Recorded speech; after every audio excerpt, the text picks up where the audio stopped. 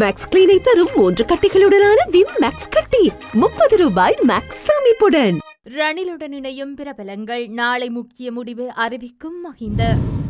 அரசியலமைப்பு பேரவை தொடர்பில் மீண்டும் உயர்நீதிமன்ற வியாக்கியானத்தை கோரும் ஜனாதிபதி.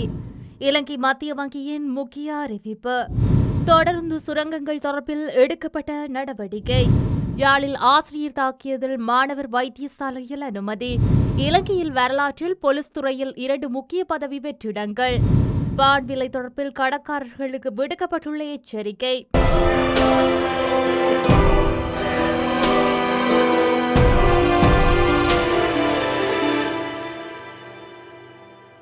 முன்னாள் ஜனாதிபதி மஹிந்த ராஜபக்ச, அமைச்சர் சுசில் பிரேமஜயந்த மற்றும் ஜனாதிபதியின் பணிப்பாளர் பிரதானி சாகல ரத்நாயக் ஆகியோருக்கு இடையில் நேற்று விசேட சந்திப்பொன்று இடம்பெற்றுள்ளது. விஜயராம பிரதேசத்தில் உள்ள முன்னாள் ஜனாதிபதியின் உத்தியோகபூர்வ இல்லத்தில் இந்த சந்திப்பு இடம்பெற்றுள்ளது. எதிர்வரும் ஜனாதிபதி தேர்தலில் ஸ்ரீலங்கா பொதுஜன பெரமுனவின் ஆதரவை ஜனாதிபதி ரணில் விக்ரமசிங்கவுக்கு பெற்றுக் கொடுப்பது தொடர்பில் சுசில் பிரேமஜயந்த மற்றும் சாகல ரத்நாயக் ஆகியோர் மஹிந்தவுடன் கலந்துரையாடியதாக தெரிவிக்கப்படுகின்றது. இதன்போது திங்கட்கிழமை கட்சியின் அரசியல் குழுவுடன் கலந்துரையாடி தனது முடிவை அறிவிப்பதாக முன்னாள் ஜனாதிபதி மஹிந்த ராஜபக்ச குறிப்பிட்டுள்ளார். இதேவேளை ஸ்ரீலங்கா பொதுஜன பெரமுனவின் கட்சி சேர்ந்த அதிகளவான நாடாளுமன்ற உறுப்பினர்கள் ஜனாதிபதி ரணில் விக்ரமசிங்கவுக்கு ஆதரவு தெரிவித்துள்ளமையும் குறிப்பிடத்தக்கது. நாட்டின் ஜனாதிபதி முன்மொழிந்த ஒருவர் தொடர்பான வாக்கெடுப்பின் போது அரசியலமைப்பு பேரவையின் உறுப்பினர் ஒருவர் கலந்து கொள்ளாமல் இருப்பது என்பது பிரேரணைக்கு ஆதரவாக அல்லது எதிராக வாக்களிப்பதாக அமையுமா என்பது தொடர்பில் ஜனாதிபதி ரணில் விக்ரமசிங்க உச்ச நீதிமன்றத்தில் விளக்கம் கோரியுள்ளார்.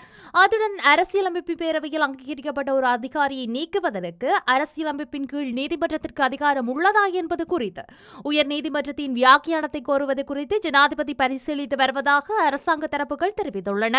இதன்படி போலீஸ் மா அதிபர் தேசபந்து தென்னகோன் தனது பதவி செயற்படுத்துவதை தடுக்கும் வகையில் 3 அடங்கிய உயர் நீதிமன்ற நீதியரசர்கள் இடைக்கால உத்தரவு பிறப்பித்ததை அடுத்து அரசியலமைப்பின் கீழ் தனக்கு வழங்கப்பட்டுள்ள அதிகாரங்களை பயன்படுத்தி உயர் நீதிமன்றத்தில் கருத்தை கோர ஜனாதிபதி தீர்மானித்துள்ளார். அரசியலமைப்பு பேரவையில் வாக்கெடுப்பின் போது அதன் உறுப்பினர் வாக்களிக்காதது அல்லது பிரசன்னமாகாதது என்பது குறித்த யோசனைக்கு ஆதரவா அல்லது எதிராகவோ கருதப்படும் என்பது குறித்து தெளிவான சட்ட விதிகள் எதுவும் இல்லை என்பதால் நீதிமன்றத்தின் கருத்தை பெற ஜனாதிபதி முயற்சிப்பதாக தெரிவிக்கப்படுகின்றது. இந்த விவகாரம் தொடர்பாக உயர் நீதிமன்றத்திடம் ஜனாதிபதி விடுத்துள்ள கோரிக்கை சட்டமா அதிபரின் ஆலோசனையின் பேரில் தயாரிக்கப்பட்டு பின்னர் நாட்டின் உயர் நீதிமன்றத்தில் சமர்ப்பிக்கப்பட உள்ளது. 70 மில்லியன் ரூபாய் பெறுமதியான திரைசேரி உண்டியல்கள் ஏல விற்பனையின் ஊடாக வழங்கப்பட உள்ளதாக இலங்கை மத்திய வங்கி அறிவித்துள்ளது. இந்த ஏல விற்பனை எதிர்வரும் 31ஆம் தேதி நடைபெற உள்ளது. இதன்படி 91 நாட்கள் முதிர்வு காலத்தை கொண்ட 55,000 மில்லியன் ரூபாய் பெறுமதியான திரைசேரி உண்டியல்களும் 182 நாட்கள் முதிர்வு காலத்தை கொண்டு 55,000 மில்லியன் ரூபாய் பெறுமதியான திரைசேரி உண்டியல்களும் ஏலத்தில் விற்பனை செய்யப்பட உள்ளன.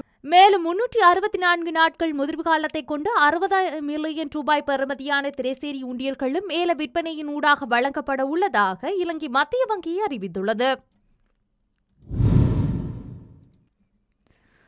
32 தொடருந்து சுரங்கங்களில் தரம் தொடர்பில் ஆராயப்பட உள்ளதாக தொடருந்து திணைக்களம் தெரிவித்துள்ளது. தொடருந்து மார்க்கத்தின் கண்காணிப்பு முகாமையாளரினால் இந்த வேலைத்திட்டம் முன்னெடுக்கப்பட உள்ளதாக அந்த திணைக்களம் குறிப்பிட்டுள்ளது. இதற்கமைய மலைக்க தொடருந்து மார்க்கத்தின் நாவலப்பட்டியதிலிருந்து பதுளை வரையான தொடருந்து சுரங்கங்களின் தரம் ஆராயப்பட உள்ளன.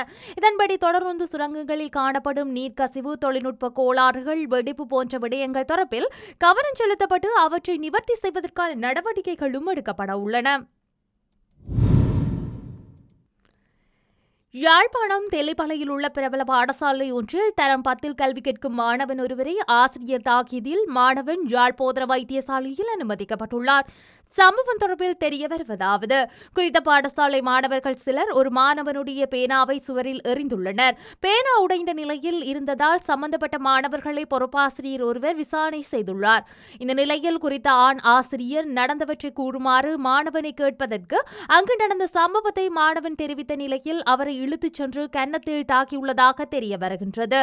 சம்பவம் தொடர்பில் மாணவன் பெற்றோரிடம் முறையிட்ட நிலையில் தெல்லிப்பளை போலீஸ் நிலையத்தில் முறைப்பாடுகள் பதிவு செய்யப்பட்டுள்ளது. மாணவனுக்கு காது பகுதி வலி காரணமாக யாழ்ப்பாண வைத்தியசாலையில் அனுமதிக்கப்பட்டுள்ளார். இது தொடர்பில் பாதிக்கப்பட்ட மாணவனின் பெற்றோருடன் தொடர்பு கொண்டு வினவிய போது பாதிக்கப்பட்ட மகன் நேற்று யாழ்ப்பாண வைத்தியசாலையில் இருந்து வீடு திரும்பியுள்ளார் என தெரிவித்துள்ளனர்.